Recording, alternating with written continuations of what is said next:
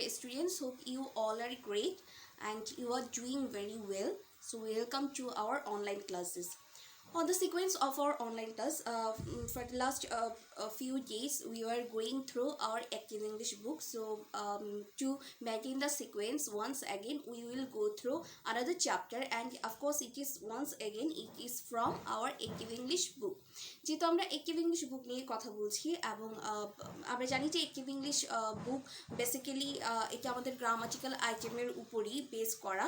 তো আমরা এখন যেই চ্যাপ্টারটি নিয়ে আলোচনা করব সেই চ্যাপ্টারটিও আমাদের এমন একটি গ্রামাটিক্যাল আইটেম এর উপর ভিত্তি করে করা, যে গ্রামাটিক্যাল আইটেমটি সম্পর্কে আমরা জানি, তবে হয়তো আমরা খুব বেশি এটিকে রিপিটেশন করিনি কিংবা আমরা হয়তো এটি রিভাইজ দিইনি। So before going to the class, I thought that I would give you an overview of the basic core idea of the chapter that will help us to go through the chapter more clearly and of course more easily. তো যেমনটা আমি বরাবরই বলি তোমাদেরকে যে তোমাদের জন্য নতুন বলতে কোনো কিছুই নেই, যা কিছু নতুন সেটা সবসময় তোমাদের জন্য খুবই স্বাভাবিক এবং খুবই natural. So I hope this class will be the same. এই ক্লাসেও তোমাদের একটু ধৈর্য এবং একটু মনোযোগের দরকার। Basically our today's class is very simple and a very easier one. Okay, so don't be worried about that it's gonna be the new topic for আস।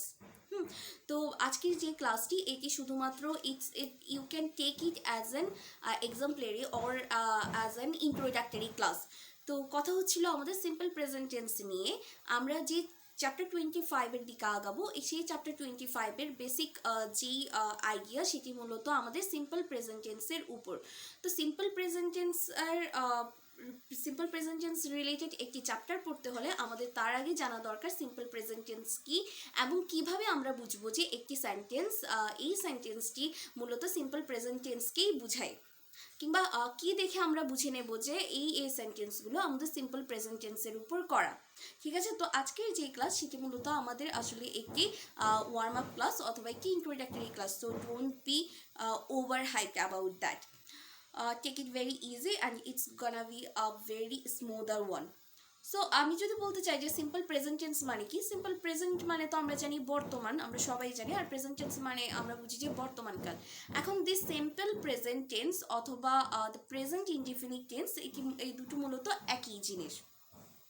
আমি যদি সহজ ভাষায় বলতে চাই তাহলে আমরা প্রতিদিন যে কাজগুলো করি, অর্থাৎ সিম্পল প্রেজেন্ট টেন্স বলতে আসলে কোনো কাজের সেই সময়টাকে বোঝাই যে কাজগুলো সাধারণত আমরা রোজ করি, যে কাজগুলো আমাদের বর্তমানে হচ্ছে বা বর্তমানে আমরা করে থাকছি বা আমরা বর্তমানে চালিয়ে যাচ্ছি, অথবা যে কাজগুলো আমাদের মোটামুটি অভ্যাসগত কাজ, সেই কাজগুলোর যে সময়কাল সেটিকেই বোঝানোর জন্য আমরা সিম্পল প্রেজেন্ট টেন্স ব্যবহার করে থাকি। সিম্পল প্রেজেন্ট টেন্স বোঝার সবচেয়ে বড় যে ব্যাপার কিংবা সবচেয়ে ইজি যে ব্যাপারটি সেটা হলো ভার্বকে চেনা।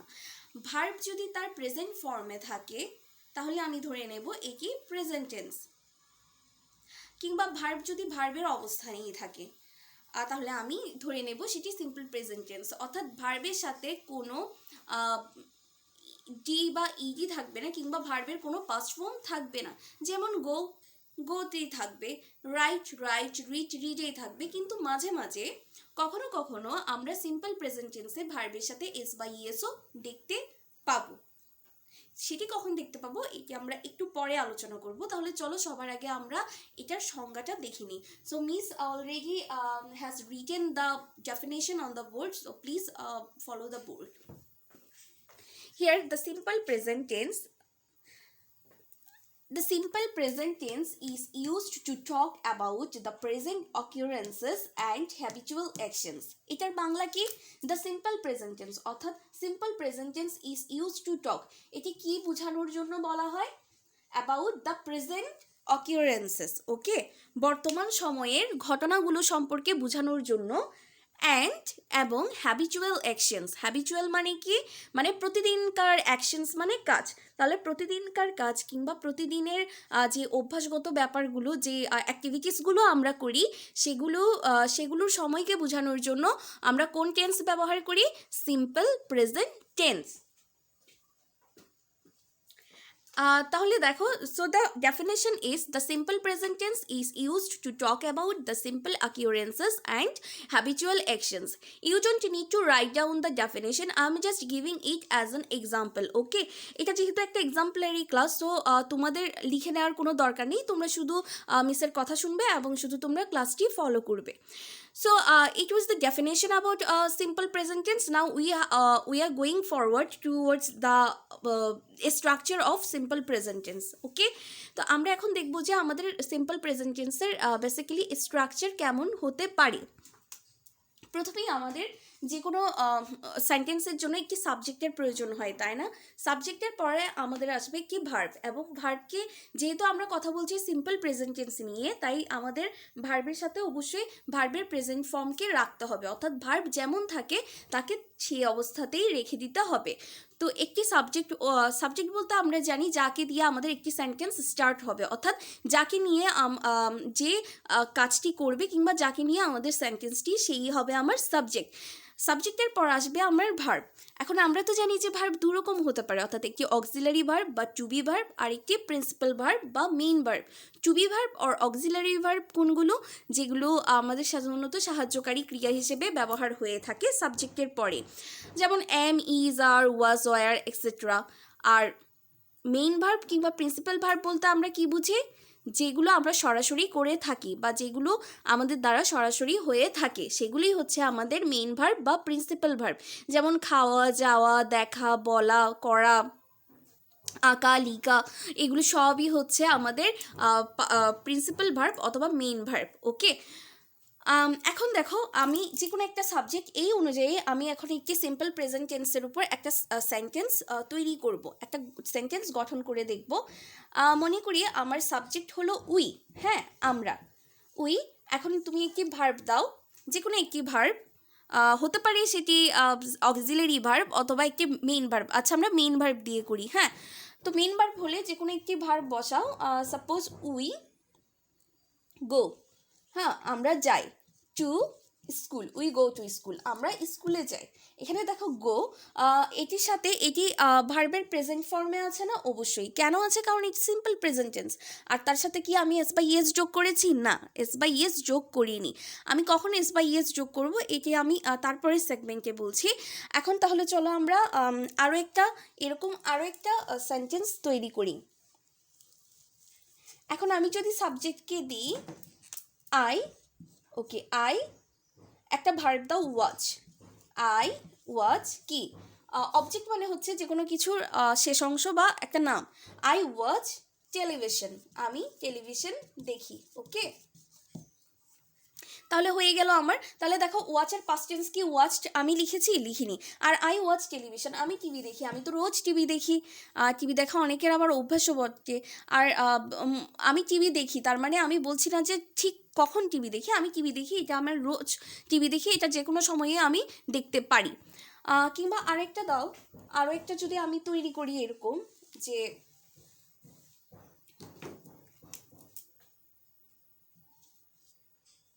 she reads in class 2. সে ক্লাস 2তে পড়ে. সে ক্লাস 2তে পড়ে, তাহলে তার পড়াশোনাটা তো একদিনের নয়, তাই না? সে তো রোজই পড়াশুনো করে, এবং সে বর্তমানে এই বছর কোন ক্লাসে পড়ছে? ক্লাস 2তে পড়ছে. তাহলে তার বর্তমানের ঘটনার কথা বলা হচ্ছে না, অর্থাৎ প্রেজেন্ট অকিউরেন্সেসের কথা বলা হচ্ছে না, এবং হ্যাবিচুয়াল অ্যাকশন অর্থাৎ কি তার অভ্যাসগত যে কাজ কিংবা প্রতিদিনের যে কাজ তাকেই বোঝানো হচ্ছে. ঠিক আছে, এখন দেখো যেটি বলছিলাম, আমরা কখন এস বাই এস যোগ করব. মনে রাখতে হবে, এস বাই এস যদি আমি ভার্বের সাথে দেখি তাহলে মনে করতে হবে যে হ্যাঁ, এটি আমার সিম্পল প্রেজেন্ট টেন্স. এটি হচ্ছে একটি ট্রিক্স তোমাদের জন্য. হ্যাঁ, আবার শুধুমাত্র যে এস বাই এস থাকলেই আমি প্রেজেন্ট টেন্স ধরে নেব, কিংবা এস বাই এস না থাকলে সেটি প্রেজেন্ট টেন্স হবে না, তেমনটা কিন্তু নয়. তো কখন আমি এস বাই এস দেখলে বুঝে নেব প্রেজেন্ট টেন্স, আর কখন বুঝে নেব যে এস বাই এস না থাকলে এটিও প্রেজেন্ট টেন্স, সেটি এখন আমরা এই সেগমেন্টে দেখব. তাহলে দেখো, সাবজেক্ট যদি আমার থার্ড পারসন এবং সিঙ্গুলার হয় তাহলে ভার্বের সাথে এস বাই এস যোগ করতে হবে. যেমন আমি একটি থার্ড পারসন দিই হি. হি আমাদের থার্ড পারসন না? আমরা পারসনে পড়েছি না? হি, শি, ইট এবং যে কোনো কারো নাম, তাই না? সেটি থার্ড পারসন হয়ে যায়. আমি ধরে নিলাম হি. হি রাইট, একটি ভার্ব দাও রাইট, রাইট মানে লিখা, ওকে, রাইট উইল, সে ভালো লিখে। এবার দেখো আমি বলেছি কি সাবজেক্ট যদি থার্ড পারসন এবং সিঙ্গুলার, হি থার্ড পারসন এবং সে সিঙ্গুলার নাকি প্লুরাল? অবশ্যই সে সিঙ্গুলার। কেন? কারণ হি মানে আমি এখানে একজন সেকে বুঝাচ্ছি, শুধুমাত্র একজনকেই বোঝানো হচ্ছে, এখানে তো একের অধিককে বোঝানো হচ্ছে না। যখন আমি প্রেজেন্ট টেন্সে একজনকেই বুঝাবো এবং সেই একজন যদি আমার থার্ড পারসন হয়, তাহলে তার ভার্বের সাথে আমি কি যোগ করতে হবে? আমাকে অবশ্যই এস বা ইএস যোগ করতে হবে। আমি যদি এখানে এস বা ইএস না দিই তাহলে কি হবে? হবে না। তাহলে হি রাইটস ওয়েল, সে ভালো লিখে। এভাবে থার্ড পারসন সিঙ্গুলার নাম্বার দিয়ে আরও একটি প্রেজেন্ট টেন্স করো। মনে করি যে কোনো একটি নাম দিই,